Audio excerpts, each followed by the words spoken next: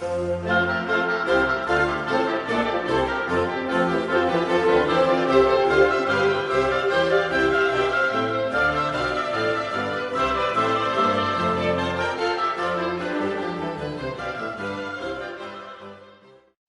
capítulo 20, de los versículos 11 al 18, nos dice la Escritura que María estaba fuera llorando junto al sepulcro. Mientras lloraba, se inclinó para mirar dentro del sepulcro y vio a dos ángeles con vestiduras blancas que estaban sentadas, el uno a la cabecera y el otro a los pies, donde el cuerpo de Jesús había sido puesto. Y le dijeron los ángeles: Mujer, ¿por qué lloras? Les dijo: Porque se han llevado a mi Señor y no sé dónde lo han puesto. Cuando había dicho esto, se volvió y vio a Jesús que estaba allí, mas no sabía que era Jesús. Jesús le dijo: Mujer, ¿por qué lloras? ¿A quién buscas? Ella, pensando que era el hortelano, le dijo: Señor, si tú lo has llevado, dime dónde lo has puesto y yo lo llevaré. Jesús le dijo: María. Volviéndose ella, le dijo: Raboni, que quiere decir maestro. Jesús le dijo: No me toques, porque aún no he subido a mi Padre. Mas ve a mis hermanos y diles: Subo a mi Padre y a vuestro Padre, a mi Dios y a vuestro Dios. Fue entonces María Magdalena para dar a los discípulos las nuevas de que había visto al Señor y que Él le había dicho estas cosas. Estuvimos comentando de qué manera ningún ojo humano pudo observar el momento de la resurrección de Cristo. Nadie pudo ver el momento de la resurrección de Cristo. Este glorioso acontecimiento quedó en el contexto del secreto de Dios, pero el hecho de que Jesús había resucitado era algo más que evidente. Un terremoto, como recordamos, llenó de terror a los soldados que hacían guardia para que nadie se llevase el cuerpo de Cristo. La gran piedra removida de la entrada mostraba también el carácter del sepulcro vacío.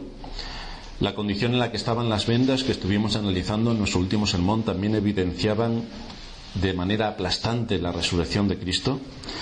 Los ángeles también hicieron su aportación, recordando a las mujeres lo que había ocurrido con Cristo y llamándoles la atención por su falta de oído a la hora de atender las palabras del Señor cuando les había advertido sobre esta situación, que resucitaría, que tendría que morir, pero que resucitaría.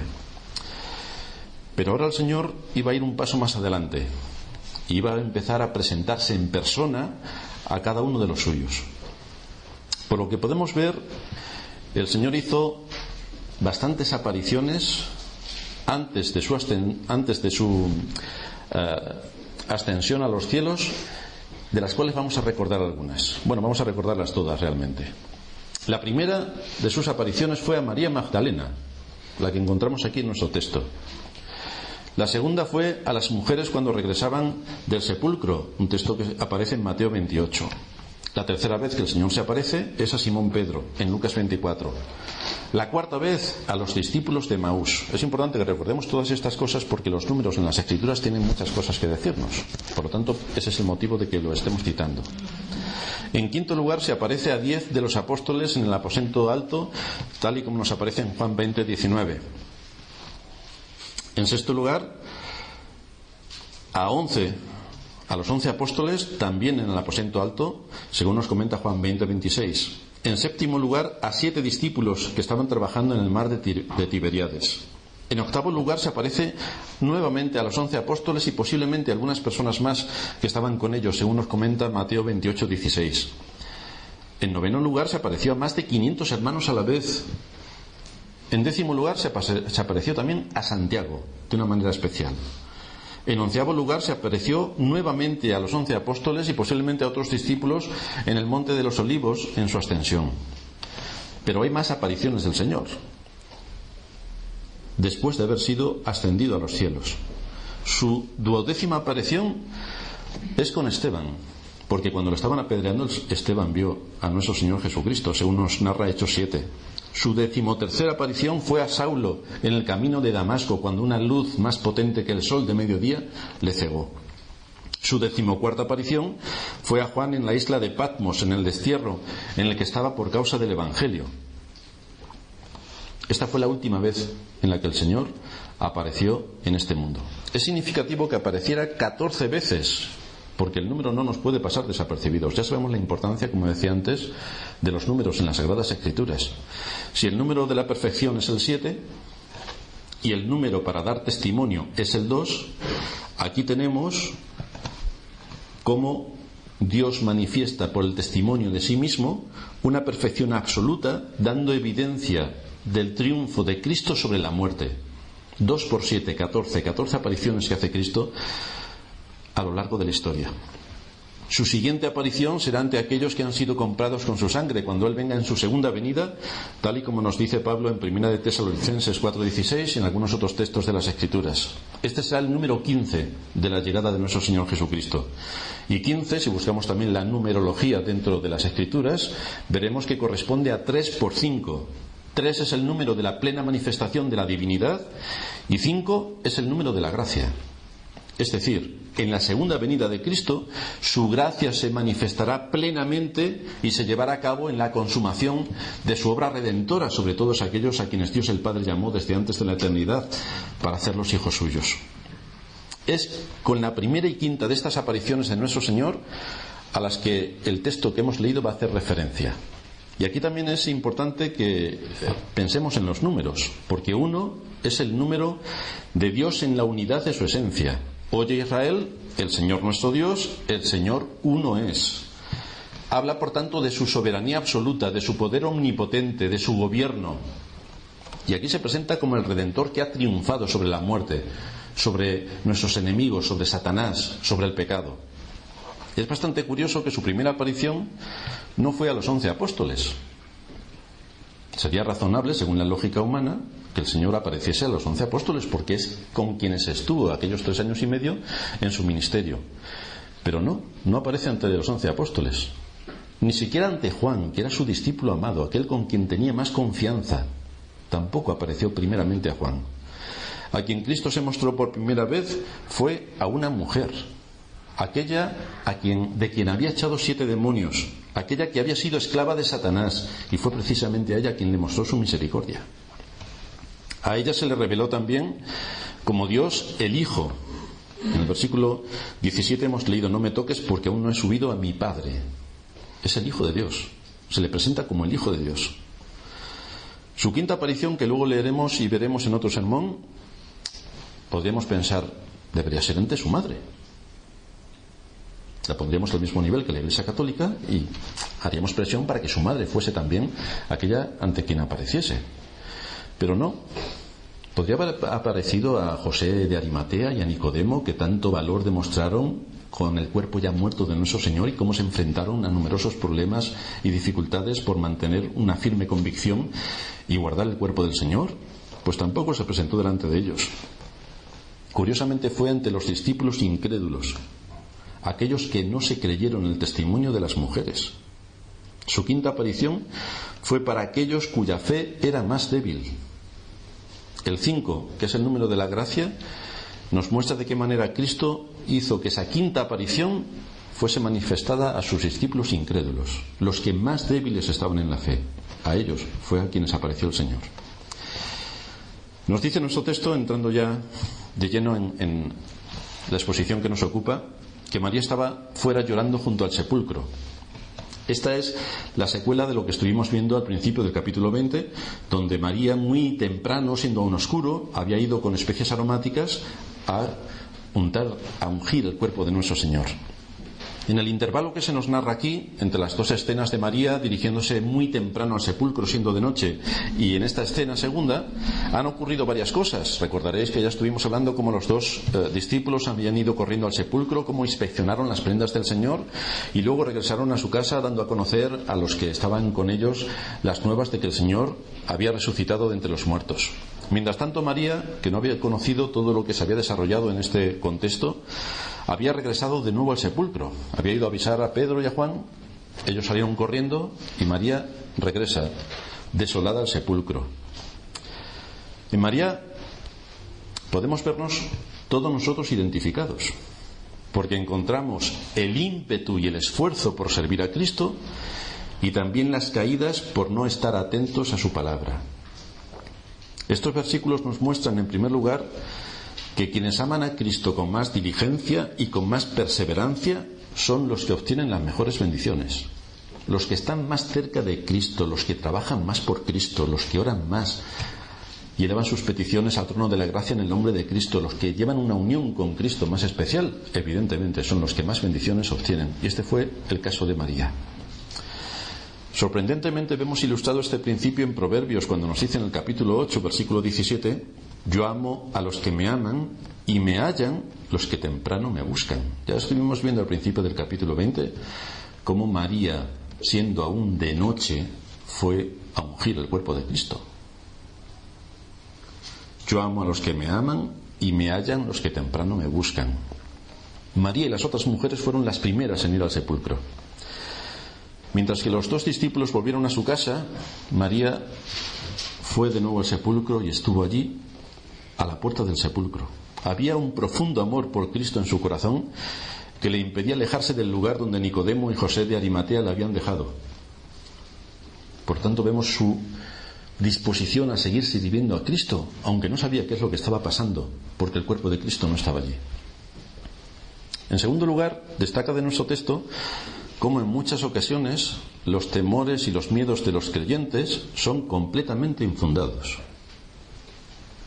María estaba fuera llorando junto al sepulcro. ¿Por qué lloraba María? Aquí una vez más el Espíritu Santo nos muestra cómo el amor debe ser dirigido por el conocimiento, que es fruto de la fe. Fue el amor a Cristo lo que la hizo llorar profundamente. Pero fijaos que estaba llorando porque el sepulcro estaba vacío. Esto es inconsistente. Estaba llorando porque el sepulcro estaba vacío. Sin embargo, eso era precisamente lo que debería haber traído regocijo a su corazón si hubiera prestado atención a las palabras del Señor, porque estaba vacío el sepulcro, debería estar saltando de alegría. Pero como no prestó atención a las palabras del Señor cuando dijo y anunció en repetidas ocasiones que iba a resucitar de los muertos, ella no pudo encajar ni conectar la realidad de lo que estaba viendo con las palabras del Señor, porque no había estado atenta. Si el cuerpo del Señor hubiera estado allí en el sepulcro, podría haber llorado de verdad, porque entonces la promesa de Cristo habría fallado. Su obra en la cruz habría sido en vano, no ha resucitado de los muertos. Y María estaría en sus pecados, como todos nosotros. Si Cristo no hubiera resucitado, vana es nuestra fe. Pero no tuvo en cuenta la escena que había delante de sus ojos, solo se dejó llevar por sus sentimientos y olvidó las palabras de Cristo. De manera que este llanto manifestó dos cosas. Por una parte, algo elogiable, su amor por Cristo. Estaba llorando porque su maestro había sido crucificado, había sido destrozado y había sido puesto en el sepulcro. Pero manifestó también su incredulidad. Fijaos qué cosas más curiosas aparecen en los creyentes. Por una parte, la dedicación en el servicio, su esfuerzo, su sacrificio, su sentimiento profundo de amor por Cristo y ver cómo había sido muerto. Y por otra parte, incrédula completamente a lo que las mismas palabras de Cristo la deberían llevar a regocijarse. Resulta que no, como no la atendió, como no atendió las palabras de Cristo, no pudieron ser para ella refrigerio ni gozo. De manera que aquí vemos con qué frecuencia los miedos y las tristezas en los creyentes son completamente innecesarias, como aquí se nos muestra también con este ejemplo que nos narra la Escritura sobre María. Esta es la doble realidad que a veces aparece en nosotros: muchas ganas de servir a Cristo e incrédulos por completo a su palabra. Por lo tanto, a veces sufrimos de una manera innecesaria, porque nos hacemos en nuestra mente unas imaginaciones que no corresponden a lo que Dios en su palabra ha establecido. Y como somos oidores olvidadizos de su palabra, pues estamos con nuestra mente en otros sitios sufriendo por otras cosas de las cuales deberíamos alegrarnos, porque Dios en su palabra nos está mostrando otro camino que no queremos ver. María lloró como si nada pudiera consolarla. Lloró a pesar de ver a los ángeles dentro del sepulcro. No dejó de llorar aun cuando los ángeles le hablaron diciéndole: mujer, ¿por qué lloras? ¿Por qué lloras? María ni siquiera supo la intencionalidad de los ángeles cuando le dijeron estas cosas, porque realmente le estaban queriendo decir que no hay motivo para llorar. ¿Cuál es la causa de tu lloro y de tu lamento?, le estaban diciendo. Es que no hay motivo para que llores. Pero ella estaba tan ensimismada en su dolor que no escuchó lo que los ángeles le estaban queriendo decir. siguió con su profundo dolor. Incluso seguía llorando cuando nuestro Señor le habló. Y Él le dijo las mismas palabras que los ángeles: mujer, ¿por qué lloras? Y el motivo de su llanto era siempre el mismo: porque se han llevado a mi Señor y no sé dónde lo han puesto. Sin embargo, en todo este tiempo que ella estaba afligida y llorando desconsoladamente, su maestro estaba a su lado. Pero ella estaba en sus pensamientos, de manera que no se pudo aprovechar de su maestro. Como solo se miraba a sí misma, como solo miraba sus circunstancias, pobre de mí, qué triste estoy por todo lo que ha ocurrido, no pudo darse cuenta de que la realidad era completamente distinta a lo que ella tenía en su mente. ¿De qué manera la mente nos engaña? ¿De qué manera cerrar los oídos a la palabra de Dios nos lleva a sufrir innecesariamente? Aquí tenemos, por tanto, una imagen fiel de la experiencia de muchos creyentes. ¿Con qué frecuencia nos lamentamos por la ausencia de cosas que en realidad no están a nuestro alcance? Y desde luego manifestamos con esa disposición como la de María que nuestra incredulidad en cuanto a las promesas de Dios es notable. Es decir, Dios nos promete una cosa y nosotros no la queremos creer. Queremos creer lo que a nosotros, por ciertas circunstancias, parece que nos viene mejor, porque si nos flagelamos, parece que eso nos da méritos. ¿Cuántas lágrimas derramamos por tener en nuestra mente miedo por el futuro, miedo por las circunstancias, miedo por cosas sobre las que no tenemos ningún control? Ningún control. Ahora tenemos una guerra en Crimea. Pues podemos empezar a divagar sobre la guerra y cómo nos puede afectar la guerra. Y entonces esta noche no dormimos por todo lo que podemos generar en cuanto a la guerra. ¿Nosotros tenemos algún poder para evitarla o para hacer que progrese? ¿Por qué nos vamos a preocupar sobre cosas que no tienen sentido que nos preocupemos? Porque no sabemos qué es lo que pasará, cómo Dios guiará todas las cosas para cumplir sus propósitos. Nosotros no podemos hacer nada, por tanto, no deberíamos sino descansar en Dios y descansar en sus promesas y asirnos de la fe y de la esperanza, en vez de liarnos en otros asuntos en los que nosotros no podemos hacer absolutamente nada. Desde luego, si analizamos nuestra situación, lo que ocurre a nuestro alrededor con los ojos de la carne, acabaremos hablando como Jacob. En Génesis capítulo 42, versículo 36, aparece ahí una escena bastante curiosa, y es cuando se ha quedado en Egipto Benjamín. Y dice el texto que Jacob les dijo a sus hijos: me habéis privado de mis hijos. José no aparece, ni Simeón tampoco, y a Benjamín le llevasteis. Contra mí son todas estas cosas. Pobre de mí. Es lo que está diciendo. Pobre de mí. ¿Y cuántas veces como creyentes decimos lo mismo que Jacob? Contra mí son todas las cosas. Entonces nos empezamos a hacer las víctimas. Cogemos un látigo y nos flagelamos fuerte, en sentido figurado. Pero todas estas circunstancias que le ocurrían a Jacob estaban por encima de lo que él podía hacer. Su disposición debería haber sido confiar en Dios. Como no lo hizo, su corazón se llenó de amargura, se llenó de tristeza, y esto ocurrió durante muchos años. Así estuvo Jacob durante muchos años.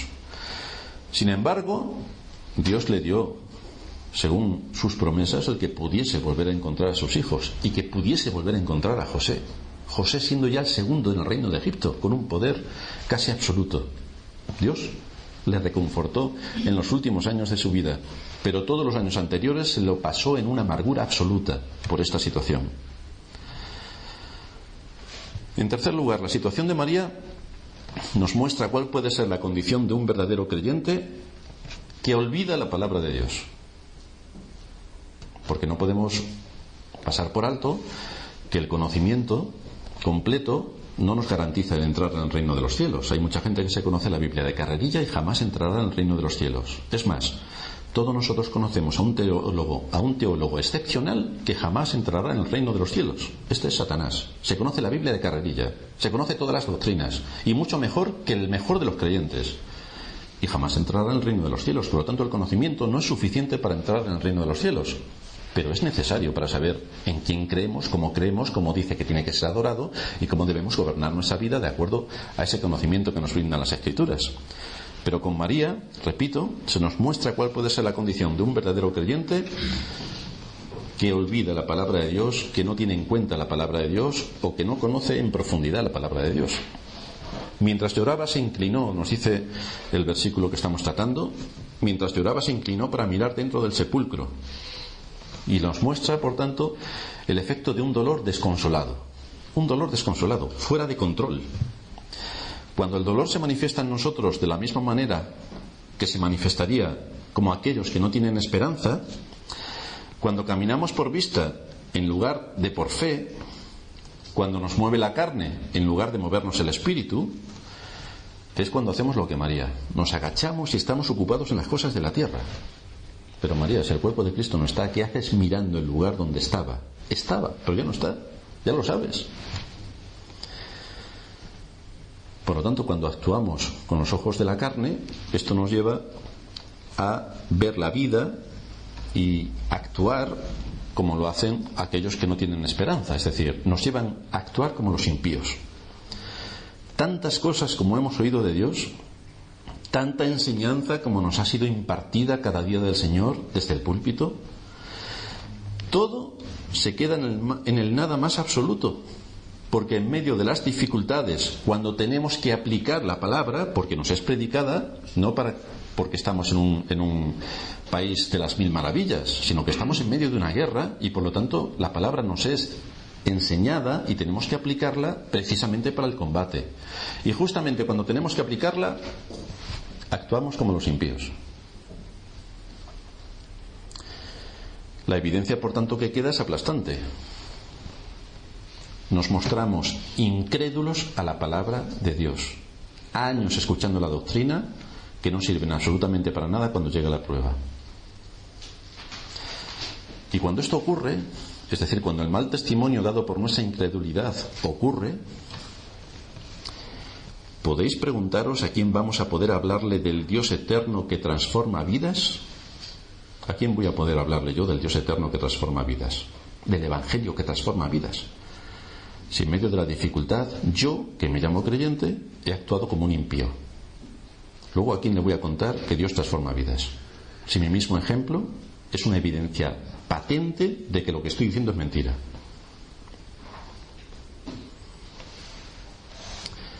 Por lo tanto, nuestro mismo testimonio cierra nuestra boca para que no podamos testificar ni de Cristo ni de su palabra.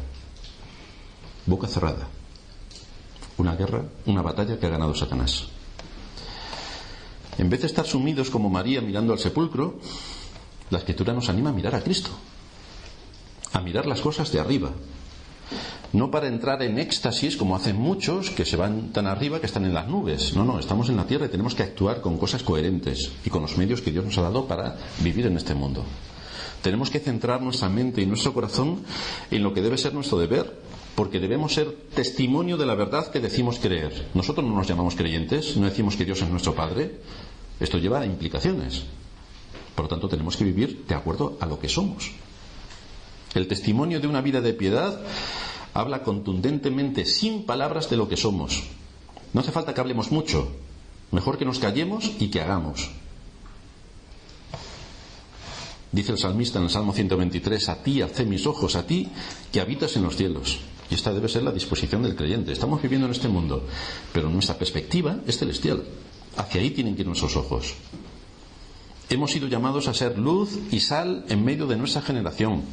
Y eso quiere decir que debemos actuar con el conocimiento que nos dan las Escrituras sobre nuestro Dios.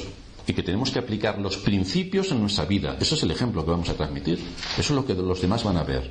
Porque si hablamos mucho, bla, bla, bla, bla, bla, bla, aparte de que las palabras se lleva el viento, si luego vemos que no hay una consistencia entre lo mucho y bien que hablamos, porque algunos podemos ser hasta doctores hablando, y lo que hacemos, que es de ser unos analfabetos, el testimonio que estamos transmitiendo es que es todo mentira.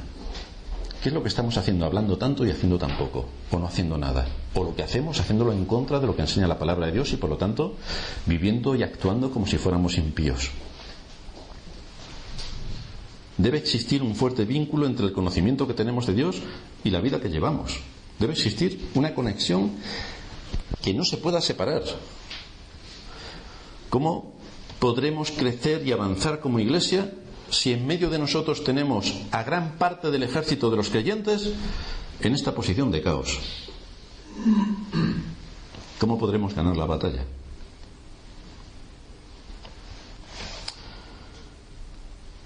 El texto nos dice que María vio a dos ángeles con vestiduras blancas que estaban sentados, el uno a la cabecera y el otro a los pies, donde el cuerpo de Jesús había sido puesto. Aquí tenemos dos mensajeros del cielo que estaban listos, estaban dispuestos para asegurarle a María lo que había acontecido. La presencia de los ángeles en el sepulcro, desde luego, era una prueba de que el cuerpo de Cristo no había sido robado. Nadie se lo había llevado. Nadie. La misma postura en la que estaban los ángeles, sentados, uno a la cabecera y otro a los pies, significaba que todo estaba bien. Que allí no había entrado alguien para robar el cuerpo, que había destrozado las vendas, como ya vimos la semana pasada, que estaba cada cosa en su sitio. Que no había habido ninguna invasión de aquel lugar sagrado. El número 2, que comentábamos también, indicaba la confirmación de un testimonio, el testimonio de que Cristo verdaderamente había resucitado. Dos ángeles estaban dando testimonio de esa verdad. Vio a los ángeles vestidos de blanco. Así que el sepulcro no estaba tan desierto como parecía. Lucas nos habla de dos varones que aparecen a las otras mujeres un poco más temprano. Y es interesante observar las diferencias que encontramos entre lo que nos narra Lucas y lo que nos narra Juan. Lucas nos dice en el capítulo 24, versículo 4, que estando ellas perplejas por esto, he aquí se pararon junto a ellas dos varones con vestiduras resplandecientes. Por lo tanto nos empieza a dar datos que antes nos faltaban. Lucas los identifica como dos varones. Juan es mucho más explícito y los identifica como dos ángeles. Cuando las otras mujeres vieron a los dos ángeles, estaban en la parte exterior del sepulcro.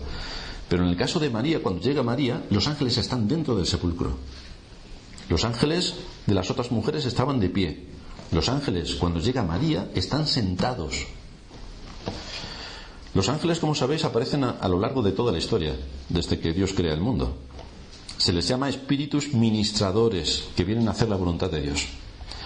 En la historia del Nuevo Testamento recordaréis cómo un ángel fue el que anunció el nacimiento de Juan, cómo un ángel fue también el que anunció el nacimiento de nuestro Señor Jesucristo, cómo los ángeles cantaron cuando nació el Señor y dieron gloria a Dios en las alturas, cómo un ángel estuvo sirviendo al Señor en la tentación y cómo también estuvieron en Getsemaní y ahora aparecen en el día de la resurrección. Aquí están los ángeles, espíritus puros que ministran para las cosas celestiales. Destaca el color de sus vestiduras, se nos dice que eran blancas. Marcos nos da un detalle adicional. En el capítulo 16, versículo 5, nos dice que cuando entraron en el sepulcro, vieron a un joven sentado al lado derecho, cubierto de una larga ropa blanca, y se espantaron. María no se espantó porque estaba tan sumida en su profundo pesar que ni siquiera los ángeles la intimidaron. Los otros sí, se quedaron espantados, llenos de terror absoluto. Por lo tanto, los datos que vamos sacando es que iban vestidos con unas vestiduras largas, que eran blancos y que eran resplandecientes. Es evidente que el color blanco en las Escrituras simboliza pureza, pureza perfecta. Ese es también el color de las vestiduras de los creyentes cuando estemos en el reino de los cielos, lavados por la sangre de Cristo, con nuestras vestiduras blancas perfectas, inmaculadas. También nos sorprende el detalle que se nos da sobre la posición en la que María encuentra a los ángeles, sentados el uno a la cabecera y el otro a los pies. Este es curiosamente el único lugar de las Escrituras donde se nos dice que los ángeles estaban sentados. El hecho de que estaban sentados en el lugar donde el cuerpo de Cristo había sido puesto era un testimonio dejado por Dios para evidenciar que evidentemente había vigilantes celestiales guardando el cuerpo de Cristo cuando estaba muerto y que absolutamente nadie pudo robar el cuerpo de Cristo. Dios se aseguró de ratificar, confirmar y autentificar la verdad de la resurrección de Cristo. Así se cumple también la profecía del Salmo 91 que nos dice: a sus ángeles mandará cerca de ti que te guarden en todos tus caminos. Y los ángeles estuvieron también en la resurrección de Cristo, estuvieron en su nacimiento y estuvieron en la resurrección. Como ya hemos mencionado en otras ocasiones, El propósito de este cuarto evangelio es el de exaltar a Cristo como el Dios encarnado. Esto nos lleva a observar de qué manera Juan, al contrario que los otros tres evangelistas, da detalles diferentes de los que ellos nos pueden dar. Esta posición en la que María encuentra a los ángeles es sumamente instructiva porque nos lleva directamente al texto de Éxodo 25, el que leíamos en la introducción. ¿Cómo se tiene que hacer el arca del pacto?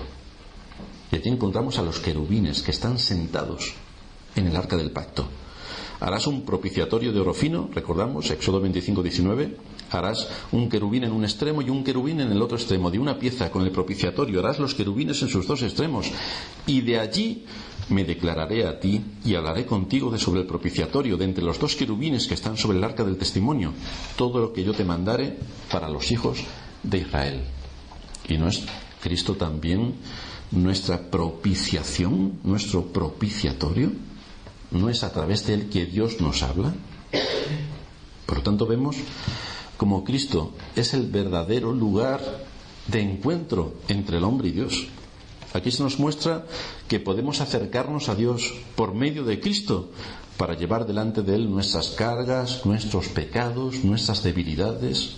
Aquí tenemos la entrada, el acceso directo al trono de la gracia. Aquí se nos insiste en que tenemos un gran sumo sacerdote sobre la casa de Dios, que conoce que somos polvo, que conoce nuestra situación, que conoce el corazón de María, que sabe de su incredulidad, y fijaos cómo no la deja. Está a su lado, es la primera a la que se presenta para dar evidencias de su resurrección, para dejar el testimonio de su resurrección. A pesar de esa actitud de su corazón, el Señor estuvo con ella y la consoló, alentó su corazón y tuvo, repito, la deferencia de que ella fuese la primera que le vio después de que resucitase de los muertos. Una mujer que sirvió a Cristo. Sirvió a Cristo. No habló, no, sirvió. Una mujer que anduvo con Cristo atendiendo el servicio del ministerio.